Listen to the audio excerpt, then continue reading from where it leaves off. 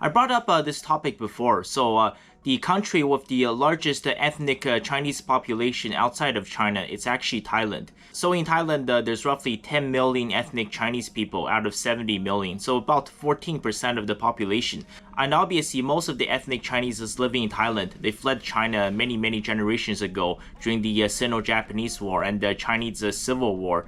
But recently, there's a massive wave of new Chinese immigrants that's moving to Thailand. The most popular city is Thailand's second largest city, which is Chiang Mai. If you're one of those Chinese parents that's from the boomer generation, and you have done everything you can to completely destroy your family, then shame on you.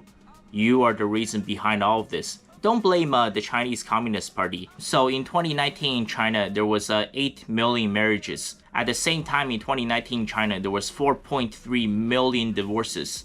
The majority of marriages in China end in divorce now. Well, what is the point of getting married? The people from the older generation, and they can keep on saying that, oh, back in the day, everybody was married by 25. Everybody had 2 kids at the age of 27. Oh, we had all of this and all of that. Way back in the day, there was no divorces. Obviously, there was no risk in getting married. You don't have anything to lose. However, modern men in the 21st century, men have everything to lose in divorce. If I get married to a Chinese girl, I can do everything I can to make the marriage work, and she can cheat on me. Then she can file for a no-fault divorce, and I can lose my house, I can lose my car, and she can take my kid and, let's say, move to Australia or something. And I might never ever be able to see my children again, and I still have to pay child support for the next 18 years. Why is nobody mentioning this? Did you know that after divorce, over 90% of the suicides come from men? No, that is 100% fact. Divorce is the entire package. What comes along with every single divorce? It comes with years of bickering, comes with years of counseling, and the insane drama that comes with it. I mentioned many stories about my mom's and my sister's exes. How my sister was punched in the face multiple times by one of her ex-boyfriend, that she had to get multiple stitches, that she was nearly strangled to death also by one of her exes. When I saw her at the hospital, all of her neck was completely purple. In over 90% of the cases, when a couple finally reaches the decision to get to the point of divorce, the drama, the fighting, the insanity in the household has been happening for many years. And this is going to leave their children with permanent emotional and physical damage. It's going to scar them for life.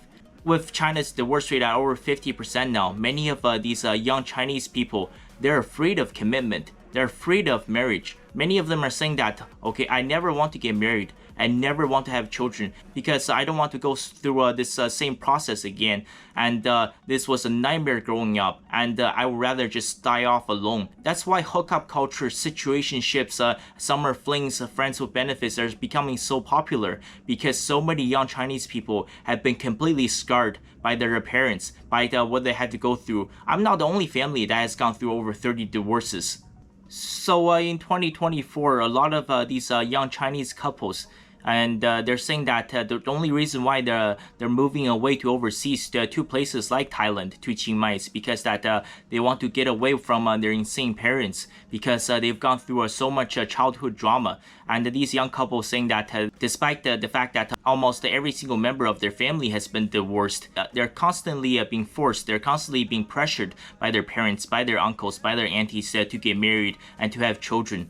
And so many young Chinese couples are saying that marriage is not worth the risk. Even the young Chinese women are saying it. They're saying that we're living just fine, we're perfectly in love, and who knows, if we get married, maybe something will go wrong, maybe one of us will change, and the marriage is going to be a disaster. And they don't want their child to be growing up in a single parent home. They don't want their child to grow up with the same childhood drama as they did growing up.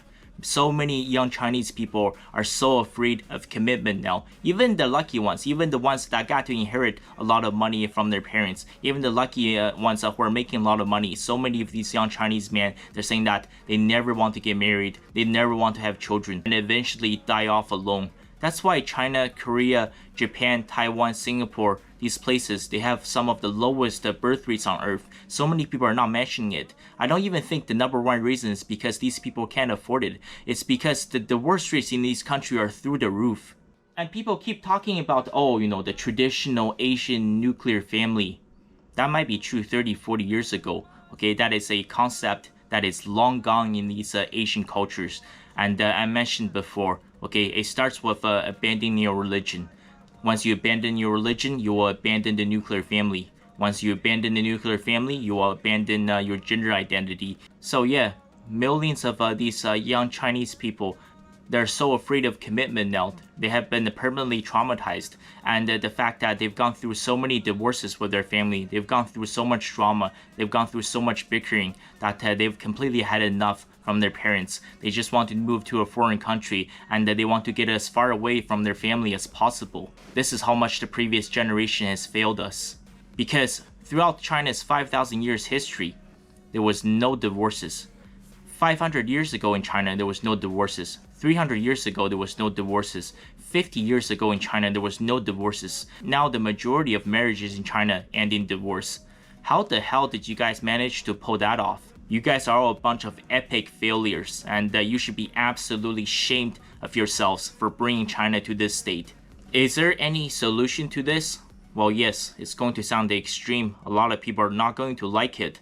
But I'm going to tell you guys the honest, brutal, raw truth. The truth is that China needs to bring back state-sanctioned arranged marriages. The only way modern marriages can work is that the father must choose his future son-in-law. That is the only solution, because for thousands of years, China only had state-sanctioned arranged marriages, and the future groom must be chosen by the father of the daughter. That's why China had no divorces for thousands of years. It's becoming very clear now. Modern women are absolutely terrible at dating. You're absolutely terrible at choosing men. You choose the worst possible candidates to become your boyfriends. You choose the worst possible candidates to become your baby daddies. You choose the worst possible candidates to become your future husbands. Yes, I agree. I'm not saying that there's no bad men out there. Obviously, there are terrible men out there. There are men who do absolutely horrendous things, right? That is a small percentage of the male population. Perhaps, 5 to 10% of men are terrible men, but the vast majority of men are good men. But unfortunately, modern women, they don't want the vast majority of good men. They keep choosing these low-life thugs. I honestly think that women should not be allowed to choose their boyfriends or their future husbands. It must be the father of that woman. That is the only way, because unless we fix this, the world is going to end. Because we will eventually reach the point that we're 80 to 90% of the people that are so traumatized for what they have to go through during their childhood, due to all the rampant fighting, all the rampant domestic violence, the rampant divorces, and the separations is happening. So 80 to 90% of the young people will eventually say that, I'm never going to be in a committed relationship with anybody because I'm so scared of what's going to happen. I will never get married. I will never have a family union. I will never have children because my mind has been permanently scarred by what the previous generation has done to me. So this is how the human civilization dies out, because we're rapidly approaching that point. And that is the ultimate population collapse.